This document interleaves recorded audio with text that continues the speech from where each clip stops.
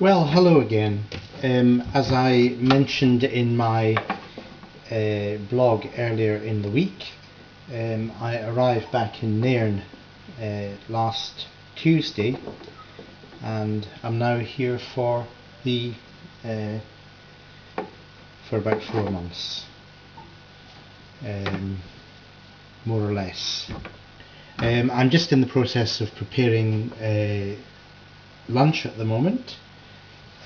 Which today is going to be some chicken thighs and some asparagus with a wee bit of a salad to go with it, and possibly some berries and cream afterwards if I feel in the mood.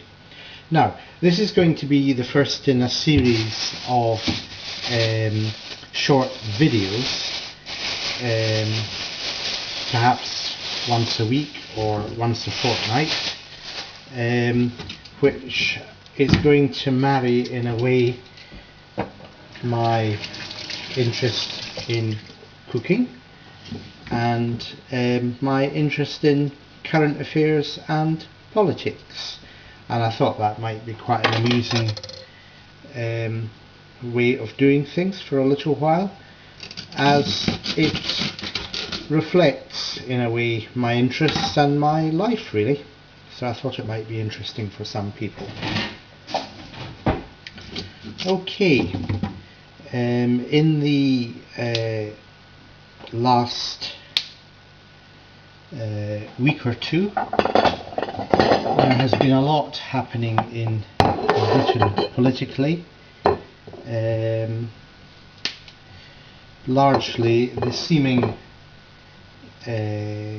precipitous and continuing decline in the authority of Gordon Brown as Prime Minister.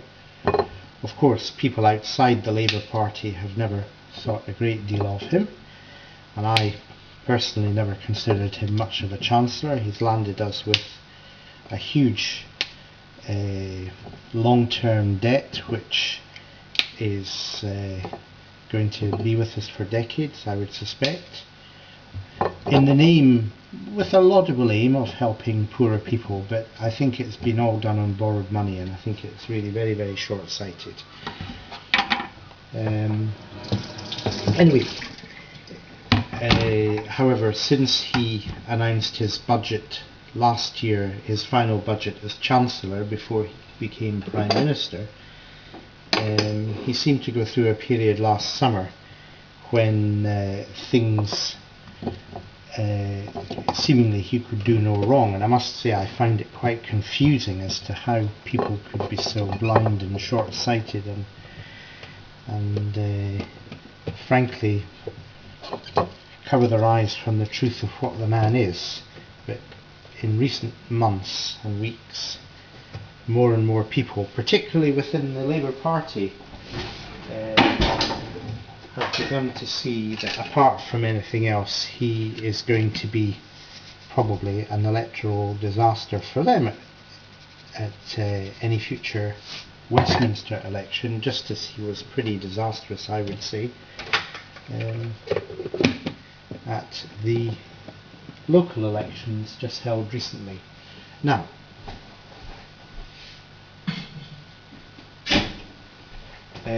I've just been putting my asparagus into the microwave. They get steamed in the microwave, and then I'm going to put the chicken on very shortly. Of course, in the last week we've had the stooshy, good Scottish word, between Gordon Brown really and Wendy Alexander, the leader of the Labour Party in the Scottish Parliament, calling for a referendum sooner rather than later on Scottish independence. Now, I'm a unionist and I don't favour Scottish independence, but on the other hand, I think if that's what the Scottish people want, then that's what the Scottish people should get. And the way of determining whether they want it or not is to have a referendum. And I think the unionist parties have not been very intelligent in the way they have handled this whole matter since the SNP became the Scottish Executive or Government, or whatever you want to call it, last May of last year. I think they should have insisted on a referendum sooner rather than later, and I think probably Wendy Alexander is right to have called for one now. However, it would have been better if she had consulted with her boss in London about how they could go about it jointly to save the political fallout this is causing for the Labour Party, which makes me laugh. Anyway, I think I've probably reached the limit for this little video on YouTube, so I better stop now.